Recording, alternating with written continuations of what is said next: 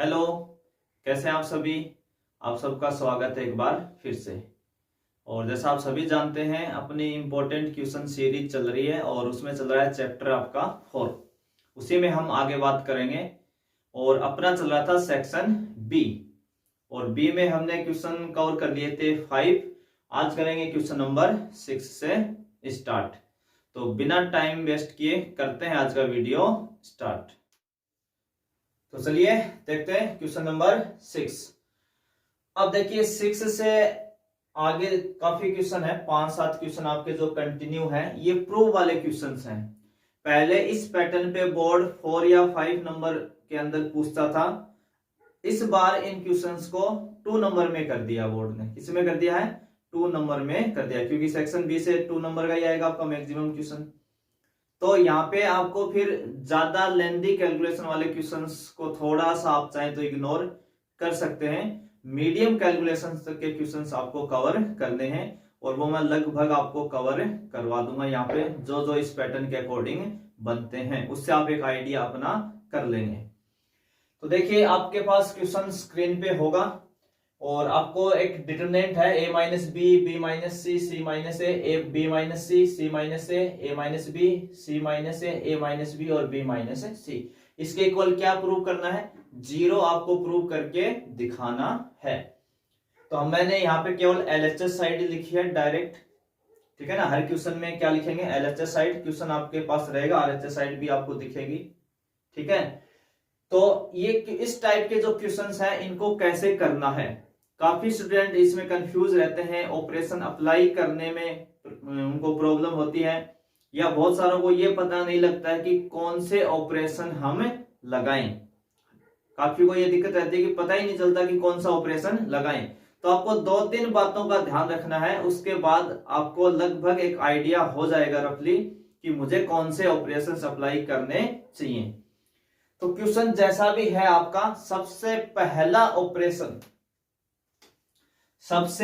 Operation आप एक check करेंगे, R1 arrow, R1 plus R2 plus R3, ठीक है। कम से कम आप ये जरूर ट्राई करेंगे कि R1 R2 R3 को ऐड करके देखेंगे।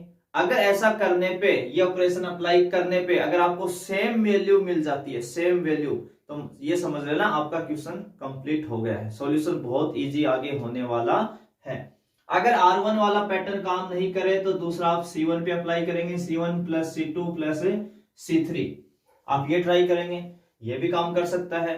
कुछ ऐसे क्वेश्चंस होते हैं जिनमें ये दोनों लग जाते हैं, चाहे आप R का लगा लो चाहे यहाँ पे C1 पे लगा लो, ठीक है। तो पहले का एक बार तो आपको R1 पे ट्राई करना है, R1 plus R2 plus R3 add करके, एक C1 plus C2 plus C3 add करके। इन दोनों से बात बन जाए तो अच्छी है, जो आपका नॉर्मल क्वेश्चन है या मीडियम तक का क्वेश्चन है वो इनसे कवर हो जाएगा। अगर ये काम नहीं करते हैं तो उसके बाद में हम कुछ क्वेश्चंस में R1 R2 R3 या C1 C2 C3 से कुछ कॉमन ले लेते हैं। क्या ले लेते हैं? कॉमन। अगर आपका क्वेश्चन XYZ का है तो XYZ कॉमन ले लेते हैं, अगर ABC का है तो ABC वहां से कॉमन लेते हैं। हमारा टारगेट क्या होता है इन क्वेश्चन को सोल्व करने का, कि हम कोई एक ऐसा ऑपरेशन अप्लाई करें जिससे किसी भी एक रो या एक कॉलम के सभी एलिमेंट क्या हो जाएं? 0 हो जाएं या सेम बन जाएं। या तो 0 आ जाए, भी कोई ऐसा इजी क्वेश्चन हो जिसमें अप्लाई करते ही 0 हो जाए तो और अच्छी बात है, नहीं तो हमारा टारगेट क्या रहेगा? सेम वैल्यू हमें मिल जाए उसके अंदर। अगर सेम वैल्यू भी हमें मिल गई तो भी हमारा काम बन जाएगा आसानी से। तो पहले 2 ऑपरेशन आप ट्राई करके ये चेक कर सकते हैं, और ये नहीं हो तो फिर कॉमन वाला पैटर्न होता है, और वो भी अगर काम नहीं करता है तो फिर लास्ट ये होता है कि आपको उस डिटरमिनेंट के अंदर कुछ ऑपरेशन अप्लाई करके ज्यादा से ज्यादा उसके अंदर क्या बना लें? 0 बना लें। क्या बना लें? 0, ताकि उसको ओपन किया जाए तो वैल्यू क्या हो जाए? आसान कैलकुलेशन क्या हो जाए? आपकी इजी हो जाए। अब जैसे ये क्वेश्चन है, अब काफी तो इसमें ही कंफ्यूजन रहते हैं कि R1 R2 R3 कैसे लगता है और C1 C2 C3 कैसे लगता है। तो वो चीज आप ढंग से समझ लेना। आप देखो R का ऑपरेशन अगर आप कभी अप्लाई कर रहे हो तो ये आपकी है ना R1 रो है, ये यहाँ पे मैं लिख देता हूं, ये क्या है? R1 रो। ये क्या है? R2 रो। और ये क्या है? R3 रो। R1 R2 R3। तो जब हम R1, देखो यहाँ क्या लिखा हुआ है? R1 एरो का साइन है उसमें क्या लिखा हुआ R1 plus R2 plus R3। इसका मीनिंग ये हुआ कि हम R1 के ऊपर अप्लाई कर रहे हैं और R1 में किसको ऐड कर रहे हैं, R2 और R3 को। तो R के ऑपरेशन हमेशा ऐसे चलेंगे, यानी ये पूरी वैल्यू उठ के इसमें जाएगी। कॉलम ऐसे चलता है ना, कॉलम उठ के ऐसे जाएगा, कॉलम ये पूरा मान इसमें ऐड होगा, ये इसमें ऐड होगा या ये इधर ऐड होगा, कॉलम ऐसे चलेंगे और रो ऐसे चलेगी, ये आपको ध्यान रखना है। तो जैसे इसी पे अगर मैं ये ऑपरेशन एक बार ट्राई करके देखूं, R1 plus R2 plus R3 से मुझे कुछ मिल रहा है क्या सेम, तो देखो ये आपकी R1 है, ये R1 का मान कितना है यहाँ a माइनस बी, ये R1 है, ये मान R2, देखो R1 है तो इसमें ऐड होगा जाके, तो ये b माइनस सी इसमें ऐड हो जाएगा, b माइनस सी, और ये इसमें ऐड हो जाएगा c माइनस a। तो b से b कैंसिल, c से c कैंसिल, a से a कैंसिल, तो क्या बन गया यहाँ 0, यहाँ क्या बन जाएगा 0। ऐसे इनमें जोड़ो, ये भी 0 और ये भी 0, तो इस पे R1 R2 R3 काम कर रहा है। और अगर आप ऐसे भी ऐड करोगे C1 C2 C3 तब भी आपका काम करेगा, यानी इस क्वेश्चन में दोनों ही ऑपरेशन आपके अप्लाई हो रहे हैं, आप दोनों अप्लाई कर सकते हो, R1 R2 R3 और C1 C2 C3 दोनों ही आपके काम में कर जाएंगे। तो देखो भी हमें ऑपरेशन लगाना है, इस पे किस पे लगाना है, R1 पे। R1 का मतलब हो गया R1 plus R2 plus R3, ये हम ले रहे हैं, ये एक ऑपरेशन ले रहे हैं। तो देखो ये R1 का मान है, ये R1 का मान है, ये भी R1 का मान है और ये भी R1 का मान है, ये तीनों R1 के मान है। इनमें आपको क्या करना है, ये R2 वाले, ये जो R2 की वैल्यू इसमें ऐड कर देनी, ये वाला इसमें ऐड कर देना और ये इसमें ऐड कर देना, फिर R3 को भी वहीं ऐड करना, तो ये R3 इसमें ऐड हो जाएगा, ये इसमें ऐड हो जाएगा और ये इसके अंदर ऐड हो जाएगा। यानी R1 R2 R3 का मतलब होता है इन तीनों को ऐड करना। आप इस बात को ढंग से समझ लें, ये तीनों को ऐड करना होता है। जब भी हम R1 plus R2 plus R3 की बात करेंगे तो ये तीनों वैल्यू आपको ऐड करनी होती है एक जगह, ये तीनों एक जगह ऐड करनी होती है और ये तीनों एक जगह ऐड करनी होती हैं। ठीक है, तो R1 plus R2 plus R3 जैसे हम यहां अप्लाई करेंगे इसके ऊपर, तो देखो हमें क्या मिलने वाला है। अभी देखा था तीनों को जब ऐड किया तो क्या मिला था 0, क्या आ गई थी वैल्यू 0 आपकी आ गई थी। तो यहां पर भी देखते हैं तीनों को ऐड करके, तो R1 plus R2 plus R3, तो देखो a minus B plus B minus C और प्लस सी माइनस सी, ये जब सारे ऐड हो जाएंगे तो जुड़ के हमें क्या देंगे 0। ऐसे इन तीनों को ऐड करेंगे तो क्या आएगा 0, ऐसे इन तीनों को ऐड करेंगे तब क्या आएगा 0। b minus C minus A और a minus B, C minus A minus B और b minus C. R2 R3 हमने सेम लिखा है क्योंकि इस पे तो हमने कोई ऑपरेशन अप्लाई किया ही नहीं है, ऑपरेशन तो किस पे अप्लाई हुआ था केवल R1 पे, तो जो चेंज आएगा वो R1 के अंदर आएगा। अब देखो यहाँ पे सेम तो मिल ही रहा है, प्लस साथ में क्या मिल रहा है 0। और एक प्रॉपर्टी होती है डिटरमिनेंट की, अगर किसी डिटरमिनेंट के अंदर किसी भी रो या कॉलम के सभी मान क्या हो जाए 0, तो फिर डिटरमिनेंट का मान ही 0 हो जाएगा, फिर डिटरमिनेंट का मान क्या हो जाएगा 0, तो इसकी वैल्यू क्या आ जाएगी 0। और यही तो आपको प्रूफ करना था। तो केवल एक ही ऑपरेशन का क्वेश्चन है, आपको बस क्या करना था R1 plus R2 plus R3 apply करना था। चाहे तो आप C1 C2 C3 भी अप्लाई यहाँ पे कर सकते हैं, है ना, उससे भी क्या आ जाएगा 0 आंसर आपका आ जाएगा। तो ये था आपका क्वेश्चन नंबर 6। अब देखते हैं नेक्स्ट क्वेश्चन नंबर 7 आपका, और LHS साइड इसकी ले लेते हैं क्वेश्चन नंबर 7 की। LHS साइड है ABC, है ना, यहाँ A है, यहाँ B और यहाँ C। A plus 2x, B plus 2y और C plus 2z, C plus 2z, और यहाँ पे लिखा हुआ है x y और z, x y z। इसके इक्वल भी हमें क्या दिखाना है 0 प्रूव करना है, इसके इक्वल भी क्या प्रूव करना है 0 प्रूव करना है। तो देखो यहां पे इस क्वेश्चन में आप देखिए, पहली बात तो ये देखो, ये सेकंड जो रो है a plus 2x, b plus 2y और c प्लस 2z वाली, तो हमारे पास एक प्रॉपर्टी होती है, अगर किसी भी डिटरमिनेंट के अंदर कोई एक रो या एक कॉलम, 1 रो या 1 कॉलम एडिशन के रूप में लिखा हुआ है, ऐड के साथ लिखा हुआ है, तो उसको हम दो अलग अलग डिटरमिनेंट के सम के रूप में रिप्रेजेंट कर सकते हैं, यानी उससे दो डिटरमिनेंट बना सकते हैं। कैसे बना सकते हैं वो समझना, दो डिटरमिनेंट के सम के रूप में कैसे लिखते हैं उस बात को आप यहां समझना भाई ढंग से। दो डिटरमिनेंट बना सकते हैं, इसे कैसे बनाते हैं। अब देखो जो रो आपकी सम के रूप में है वो तो R2 है, इसका मतलब जो R1 और R3 है उसमें तो कोई चेंज होना ही नहीं है, तो ये तो आप लिख दो सबसे पहले चाहिए, है ना। ये दोनों में क्या चलेगी, सेम ABC, और यहां क्या जाएगा XYZ।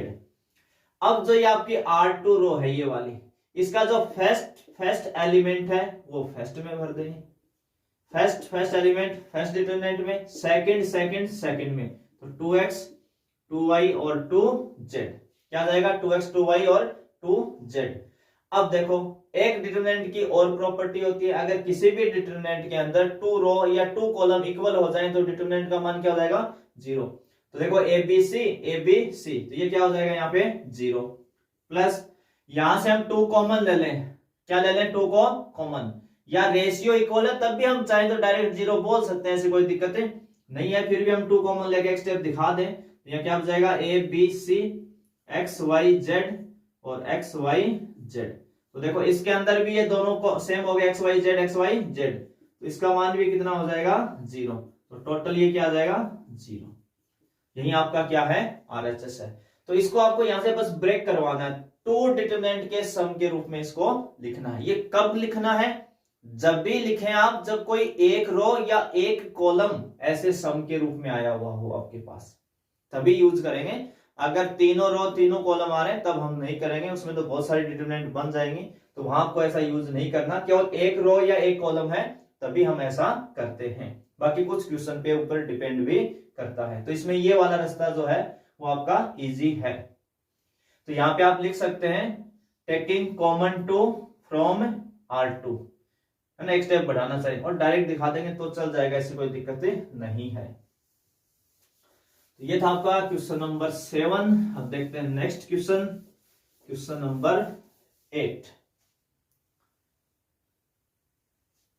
क्वेश्चन नंबर आपका 8, इसके LHS साइड है, क्वेश्चन नंबर 8 की LHS जो साइड है वो आपकी है A, यहां लिखा हुआ A, फिर A प्लस B और यहाँ A plus B plus C, ठीक है।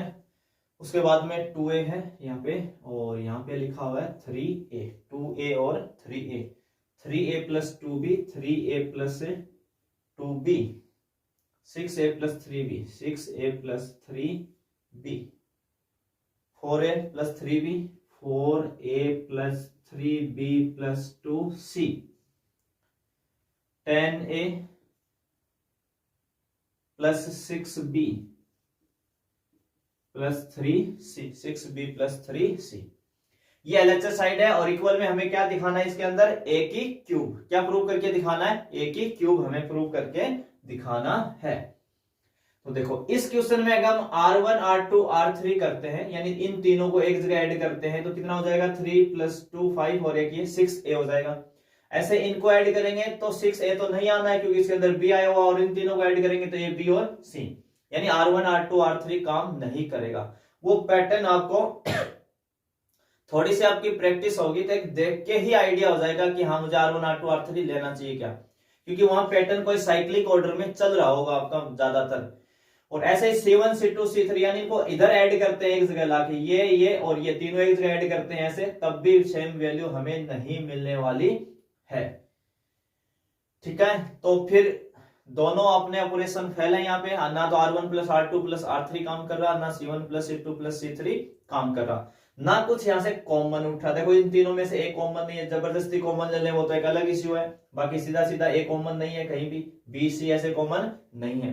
तो फिर इसके अलावा हमारे पास एक लास्ट ऑप्शन ये बचता है कि जब R1 R2 R3 C1 C2 C3 common वगैरह कुछ काम नहीं कर रहा है, तो फिर हमें ऐसा कुछ ऑपरेशन अप्लाई करना है कि जिसके अंदर उस डिटरमिनेंट में कुछ वैल्यू 0 हो जाए, कुछ वैल्यू क्या हो जाए 0। तो देखो यहां पे लिखा हुआ है 2A, अगर मैं इस a को 2 से मल्टीप्लाई करके इसमें से माइनस कर दूं, a को 2 से मल्टीप्लाई करेंगे तो 2a हो जाएगा, और 2a में से 2a माइनस करेंगे तो कितना हो जाएगा 0। ऐसे इस a को 3 से मल्टीप्लाई करके इस 3 में से माइनस कर दूं तो ये भी क्या हो जाएगा 0। इसका मतलब मुझे दो ऑपरेशन मिल गए। a को मैं किससे मल्टीप्लाई कर रहा हूं 2 से, इसके लिए है ना, इस वाले के लिए।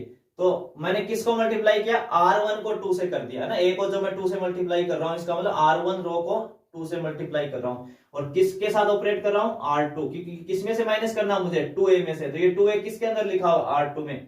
तो आपका जो ऑपरेशन बनेगा है ना, एक ऑपरेशन क्या बनेगा R2 पे एरो का साइन, और R2 माइनस क्या कर रहे थे R1 को 2 से मल्टीप्लाई करके R2 में से माइनस, ये जो R1 का मान है a, इसको हम करेंगे 2 से मल्टीप्लाई और किस में से माइनस करेंगे R2 में से, R2 यानी 2a में से। ऐसे एक ऑपरेशन और मिल जाएगा R3 पे लगाएंगे तो R3 माइनस 3R1, यानी इसी a को 3 से मल्टीप्लाई करके इसमें क्या कर देंगे माइनस कर देंगे, तो ये भी क्या हो जाएगा 0। तो देखो जैसे आप ये ऑपरेशन अप्लाई करते हैं, क्या आपने R1 पे कहीं ऑपरेशन लगाया है, नहीं लगाया है, तो R1 को तो आप लिख देंगे बिल्कुल सेम टू सेम है ना, उसमें तो कोई चेंज कर ही नहीं रहे, तो उसको तो आप लिख दें कम से कम। दूसरा R2 पे आपने लगाया है, तो R2 में देखो आपको क्या करना है, जो भी R1 का मान है, जैसे ये R1 का मान है, इसको 2 से मल्टीप्लाई करके इसमें माइनस कर देंगे। ये R1 का मान है, इसको 2 से मल्टीप्लाई करके इसमें माइनस कर देंगे। ये R1 का मान है, इसको 2 से मल्टीप्लाई करके इसमें माइनस कर देंगे, बस। तो इस a को 2 से मल्टीप्लाई करके 2 से करेंगे तो 2a, और 2a में से 2a घटा देंगे तो कितना हो जाएगा 0। ऐसे ही a प्लस b को 2 से मल्टीप्लाई कर देंगे तो ये हो जाएगा 2a प्लस 2b, कितना हो जाएगा 2a प्लस 2b, और इसको इसमें से माइनस करेंगे तो देखो यहां लिखा हुआ 3a, 3a में से 2a घटा देंगे तो क्या हो जाएगा a, और 2b में से 2b, तो b आपका पूरा कैंसिल हो जाएगा, तो यहाँ पे क्या बचा केवल आपके पास a। ऐसे इसको 2 से मल्टीप्लाई करेंगे तो 2a plus 2b plus 2c, और इनको इनमें से माइनस करना है 2a plus 2b plus 2c, तो 4a में से 2a घटाएंगे तो क्या हो जाएगा यहाँ पे 2a, 3b में से 2b घटाएंगे तो क्या हो जाएगा b, और 2c में से 2c घटाएंगे तो ये पूरा कैंसिल हो जाएगा 2c यहाँ पे। ये तो R2 का मान हो गया। ऐसे ही R3, तो R3 के लिए क्या करना है, जो आपका R1 है उसको 3 से मल्टीप्लाई करेंगे और किस में से माइनस कर देंगे R3 में से, तो इस a को मल्टीप्लाई करेंगे 3 से और इस 3 में से घटा देंगे तो 0, a को 3 से करेंगे तो 3a, और 3a में से घटाए तो 0। ऐसे इसको 3a plus 3b, a plus b को आप करेंगे 3 से मल्टीप्लाई, तो ये 3a प्लस 3b होगा। 6a में से 3a कम कर दोगे तो कितना हो जाएगा 3a, 3b आपका पूरा कैंसिल। इसको 3 से मल्टीप्लाई करेंगे तो 3a plus 3b plus 3c, और इसको इसमें से माइनस करो तो 10a में से 3a घटा देंगे तो कितना हो जाएगा 7a, 3b को 6b से में से घटा देंगे तो 3b, और c को 3c में से घटाएंगे तो आपका 3c कैंसिल हो जाएगा पूरा, तो यहां बचेगा 7a प्लस 3b। यहां पे क्या बचा केवल 7a प्लस 3b। ठीक है भाई, अब आपको इसको एक्सपेंड कर देता है, क्या कर देना है बस एक्सपेंडिंग अलोंग, किसके अकॉर्डिंग करेंगे अभी C1, देखो इसमें 2 जीरो ना आपके, दो, तो इसके अकॉर्डिंग ओपन करेंगे C1, एक्सपेंडिंग अलोंग C1। ये बात भी आप ढंग से लिखें कि किसके अकॉर्डिंग आप एक्सपेंड कर रहे हैं, इसको खोल रहे हैं, तो ये आपका C1। हम उस रो या कॉलम के अकॉर्डिंग कोशिश करते हैं जिसमें ज्यादा जीरो हो, तो जीरो किसके अंदर है C1 के अंदर है। इसका फायदा ये क्या होता है कि हमें केवल इस A के अकॉर्डिंग ही अपनी सारी वैल्यू मिल जाएगी। तो जैसे आप A के अकॉर्डिंग खोलोगे तो A तो आपका क्या आ जाएगा बाहर, तो ये रो और ये कॉलम आप छोड़ेंगे तो ये किससे मल्टीप्लाई होगा इससे, तो A किससे मल्टीप्लाई होगा आपका 7a प्लस 3b, A इससे होगा, A इससे मल्टीप्लाई होगा, माइनस आपका फॉर्मूले का, और ये इससे मल्टीप्लाई हो जाएगा, तो 3a किससे मल्टीप्लाई होगा 3a किससे मल्टीप्लाई होगा 2a प्लस b से, किससे हो जाएगा 2a प्लस b से। तो देखो भी क्या वैल्यू आती है, ए के अकॉर्डिंग ओपन किया है, कैसे होते सर आगे तो क्या नहीं, दोनों जीरो है भाई, यहाँ पे ये दोनों क्या है जीरो, जरूरत ही नहीं है बाहर जीरो, तो अंदर कुछ भी वैल्यू आए इंटू जीरो होते जीरो, तो ना केवल इस केस में, ऐसे केस में जब 2 जीरो मिले तो यहाँ पे जो वैल्यू उसके अकॉर्डिंग ओपन कर दो, आपको फुल डिटरमिनेंट की वैल्यू आपको मिल जाएगी वहां से। तो ऐसे यहां को देखो, a को 7a से मल्टीप्लाई करेंगे तो कितना हो जाएगा 7a स्क्वायर, a को 3b से करेंगे तो कितना हो जाएगा 3ab, 3a को 2a से करेंगे तो माइनस का 6a स्क्वायर, और 3a को b से करेंगे तो माइनस के 3ab, 3ab से 3ab कैंसिल, 7a स्क्वायर में से 6a स्क्वायर जाएंगे तो a स्क्वायर बचेगा, a इंटू a स्क्वायर कितना आ जाएगा a की क्यूब। और यही आपका क्या था RHS साइड आपकी थी ये वाली। तो एक ही ऑपरेशन अप्लाई किया। देखो यहाँ पे अगर ये आपके एक बुक का एग्जाम्पल ही है, और यहाँ पे बुक में एक ऑपरेशन और अप्लाई कर रखा है ना इसके बाद में, यानी इसको 0 बना लिया, इस a को 3 से मल्टीप्लाई करके इसमें से माइनस करके क्या बना लिया यहाँ पे 0। तो वो आपके ऊपर डिसाइड है कि आप एक ऑपरेशन अप्लाई होता है उसके बाद आपको लगे कि हाँ कुछ कैलकुलेशन इजी है और यहाँ से मैं कवर कर सकता हूँ, तो यहाँ से ओपन कर दें। किसी को लगता है कि नहीं मुझे तो और इजी बनाना है इसको, तो आप एक ऑपरेशन और अप्लाई, जितने ऑपरेशन आप अप्लाई करेंगे कैलकुलेशन उतनी ही आसान होती जाएगी। पर मेरा टारगेट ये रहता है कि एक दो ऑपरेशन अप्लाई हो जाए तो उसके बाद ओपन कर लिया जाए। ज्यादा कैलकुलेशन है तो हम पहले ऑपरेशन बढ़ा लेते हैं, नहीं तो यहीं से ओपन कर लें। कोई इतनी बड़ी इश्यू वाली बात है ही नहीं यहाँ पे कि ये कैलकुलेशन ना हो, से कम ये तो कर ही सकते हैं। तो ये थोड़ा सा आपके ऊपर भी डिपेंड रहेगा कि आप एक ऑपरेशन कम या ज्यादा कैसे यूज करते हैं वहां पर। ठीक है, तो देखें फिर नेक्स्ट क्वेश्चन नंबर आपका है 9। वही प्रूव वाला क्वेश्चन है, तो हम लेंगे केवल LHS साइड लिखने की कोशिश करेंगे यहाँ पे क्वेश्चन नंबर 9 के लिए। LHS जो साइड आपकी है वो है 1 प्लस ए बी और सी, ए 1 प्लस बी और यहाँ पे है भाई सी, यहाँ पे आ जाएगा ए, यहाँ पे आ जाएगा बी और यहाँ पे आ जाएगा 1 प्लस सी। अब देखो ये क्वेश्चंस में आपसे इक्वल में इधर क्या प्रूफ मांग रहे हैं, इधर क्या प्रूफ दिखाना है आपको 1 plus A plus B plus सी है ना, ये प्रूफ लाना है आपको। ये आपकी RHS साइड है 1 plus A plus B plus सी। अब इसमें देखो R1 R2 R3 अगर ऐड करते हैं तो ये 3a प्लस ए हो गया 3a प्लस 1, ये 3b प्लस 1 और ये 3c प्लस 1। तो चीजें अलग अलग बन रही हैं तो ये काम नहीं करेगा। ऐसे इसमें अगर इधर ऐड करते हैं तो 1 plus A plus B plus C, और यहां भी इसको ऐड करते हैं तो a plus 1 plus A plus B plus C, और यहां भी ऐड करते हैं तो वही वैल्यू आपकी बन जाएगी। C1 पे लगा देते हैं, चलो फिर किस पे लगा देते हैं C1 पे। ठीक है, तो C1 पे क्या ऑपरेशन लगा दें, C1 plus C2 plus C3 है ना। चाहे तो आप ये ऑपरेशन यहाँ पे अप्लाई कर सकते हैं सीधा सीधा C1 plus C2 plus C3, यानी ये इसमें ऐड करना है और इसको भी इसमें लाके क्या कर देना है, ऐड कर देना है। तो यहां जाएगा 1 plus A plus B plus सी। देखो यहाँ 1 प्लस ए तो है, बी भी आपने यहाँ ऐड कर दिया और सी भी यहाँ ऐड कर दिया लाके, तो 1 plus A plus B plus सी। ऐसे यहाँ ए था उसमें आपने जोड़ दिया 1 प्लस बी, तो 1 प्लस ए प्लस बी और ये सी और जुड़ जाएगा तो सी। ऐसे ये तीनों यहाँ जोड़ेंगे तो 1 plus A plus B plus सी बन जाएगा। बी 1 प्लस बी और बी सी और 1 प्लस सी। अब देखो ये तीनों चीजें आपको सेम मिल गई, इस कॉलम के अंदर तीनों क्या मिल गई, सेम। तो आप लेंगे taking common 1 plus A plus B plus C, 1 plus A plus B plus सी। किससे कॉमन ले रहे हो आप, फ्रॉम C1। ये क्या आपका C1 कॉलम है उसके अंदर से हम कॉमन ले रहे हैं, तो बाहर क्या आ जाएगा 1 plus A plus B plus सी। बाहर क्या आ जाएगा 1 plus A plus B plus सी। तो यहाँ क्या बचेगा 1 1 1, यहां से बचा बी 1 प्लस बी और बी सी और 1 प्लस सी। ठीक है, अब देखो जिस क्वेश्चंस के अंदर R1 plus R2 plus R3 या C1 plus C2 plus C3 जैसे आप अप्लाई करेंगे चीजें बनेंगी सेम। जैसे ही बनेंगी सेम आप तुरंत लेंगे बाहर कॉमन, और जैसे आप ले लेंगे कॉमन तो अंदर 1 1 आपको मिलेगा, और जैसे ही 1 1 मिले उनमें से 2 को 0 बना लेना हमेशा। उन 2 को क्या बना लेना 0। जैसे इस 1 को इस 1 में से माइनस कर दें 0, इसी 1 को इसमें से माइनस कर दें 0, तो आपने क्या किया, R1 को R2 में माइनस कर दिया और R1 को R3 में से भी क्या कर दिया, माइनस। ये वाला 1 है, इसको हम इसमें भी माइनस कर रहे हैं और इसमें भी माइनस कर रहे हैं। तो कितना हो जाएगा ये बाहर, देखो ऑपरेशन क्या लगेगा फिर, है ना, ऑपरेशन आपका क्या लगेगा, एक तो R2 पे लगा, R2 माइनस R1, और एक किस पे लगा, R3 पे, R3 माइनस R1। इस R1 को इसमें से घटाएंगे तो उसको हम क्या बोलेंगे, R2 पे ऑपरेशन लगा रहे हैं, R2 माइनस R1। इस पे लगाएंगे तो उसको क्या बोलेंगे, R3 माइनस R1।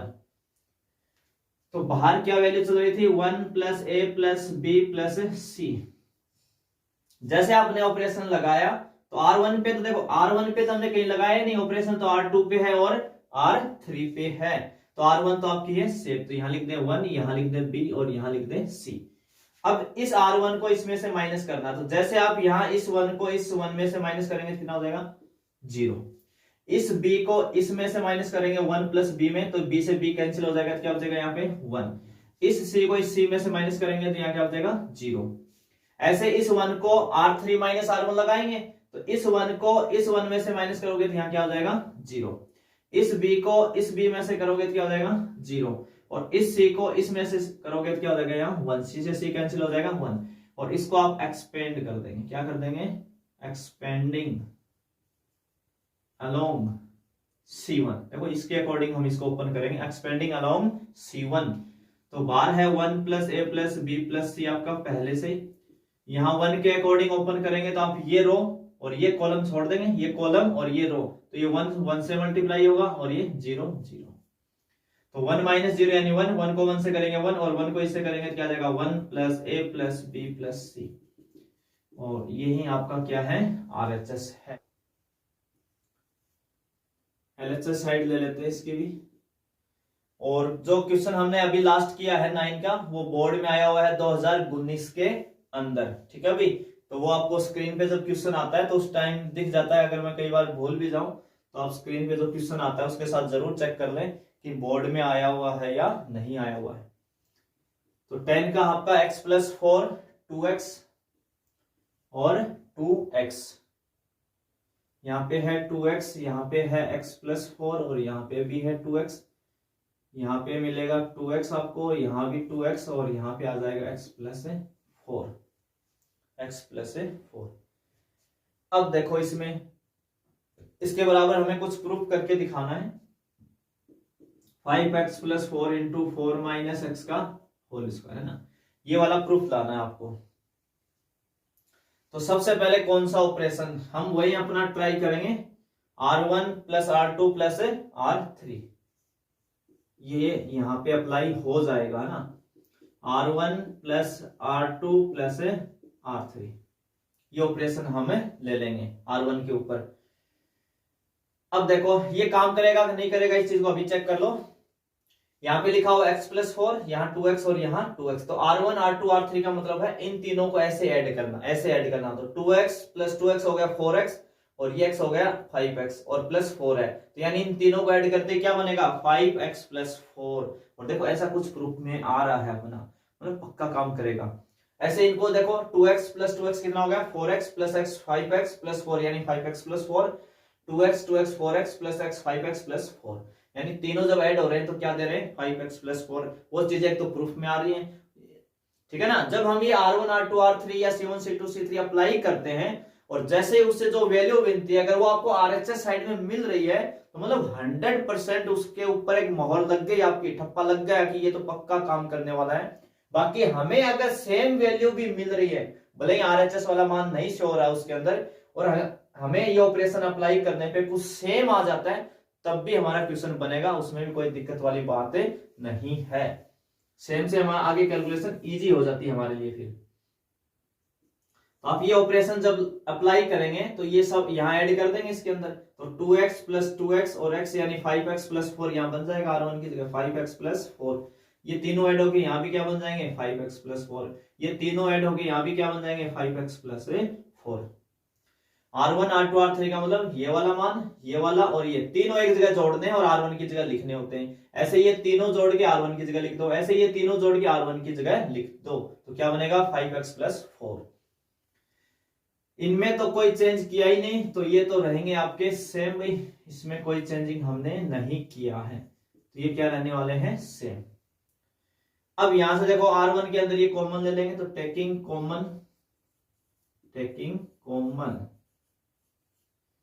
क्या कॉमन ले रहे हैं, 5x+4, कहां से ले रहे हैं, R1 से। कहां से ले रहे हैं, R1 से। तो जैसे आप कॉमन लेंगे तो बाहर कितना आ जाएगा, 5x+4, अंदर क्या बन जाएगी आपकी वैल्यू, यहाँ 1, यहाँ 1 और यहाँ भी 1, तो यहाँ बचा 2x और ये भी 2x है, यहाँ से बचा हुआ x+4, 2x और x+4, तो बन गए 1 1। जैसे ही 3 1 बन जाए तो आपको क्या कर लेना है, 2 को क्या कर देना, उसमें से 0 कर देना है, किसी भी 2 को क्या कर देना है, 0। तो इन दोनों, ये 1 इस 1 में माइनस कर देंगे और इसी 1 को इस 1 में से माइनस कर देंगे। तो देखो ये 1 ऐसे जा रहा है, पीछे वाले में ऐसे जा रहा था, अब ऐसे जा रहा है, तो ऑपरेशन किस पे लगा, सी पे। जब भी ये वैल्यू उठ के ऐसे जाएगी कभी भी सी पे, और कभी भी ये वैल्यू ऐसे जाएगी उठ के, तो आर पे ऑपरेशन अप्लाई होगा।